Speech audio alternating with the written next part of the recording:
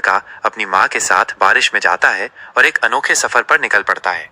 बारिश का रहस्यमय सफर। एक तूफानी शाम थी। आसमान से मूसलाधार बारिश गिर रही थी और सड़कों पर पानी ही पानी था। 8 साल का नटखट अमन अपनी माँ राधा के साथ बाजार से लौट रहा था। अमन बारिश में उछल कूद कर रहा था और राधा उसे संभालते हुए चल रही थी। अमन, जरा संभल कर, राधा ने कहा, लेकिन अमन की नजरें तो सड़क पर बहते पानी में थीं।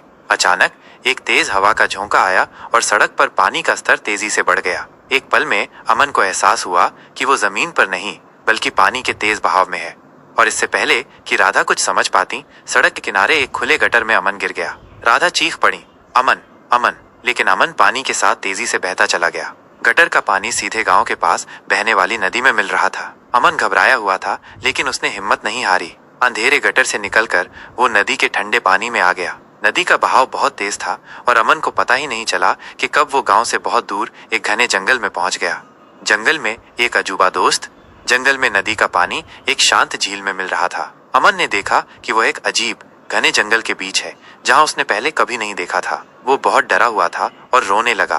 तभी झाड़ियों में कुछ हलचल हुई और एक विशाल हाथी उसके सामने आ खड़ा हुआ। अमन की आंखें डर के मारे फैल गईं। यह हाथी कोई साधारण हाथी नहीं था। उसकी आंखें बहुत समझदार थीं और वो बहुत शांत दिख रहा था। हाथी ने अमन को देखा और धीरे से अपनी सूंड उसके पास ले आया। अमन को लगा कि हाथी उसे चोट पहुंचाएगा, लेकिन हाथी ने धीरे से उसे अपनी सूंड से सहारा दिया। अमन ने घबराते हुए हाथी की सूंड पकड़ ली। हाथी ने उसे अपने ऊपर बैठा लिया और धीरे धीरे जंगल में चलने लगा। अमन ने देखा कि हाथी उसे किसी जानी पहचानी जगह की ओर ले जा रहा था। कई घंटों तक हाथी अमन को अपनी पीठ पर बिठाकर चलता रहा, घने पेड़ों और झाड़ियों को पार करता हुआ। अमन को हाथी के साथ एक अजीब सा अपनापन महसूस होने लगा था। जैसे जैसे वे आगे बढ़े, अमन को जानी पहचानी सुगंधें आने लगीं और उसे अपने गांव की आवाजें सुनाई देने लगीं।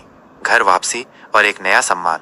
शाम ढल चुकी थी और गांव के बच्चे खेल रहे थे। अचानक बच्चों ने देखा कि एक विशाल हाथी गांव की ओर आ रहा है। वे पहले तो डर गए, लेकिन फिर उन्होंने हाथी की पीठ पर बैठे अमन को देखा। अमन, ये तो अमन है, एक बच्चे ने खुशी से चिल्लाया। सारे बच्चे और उनके पीछे अमन की माँ राधा उसकी ओर दौड़ पड़े।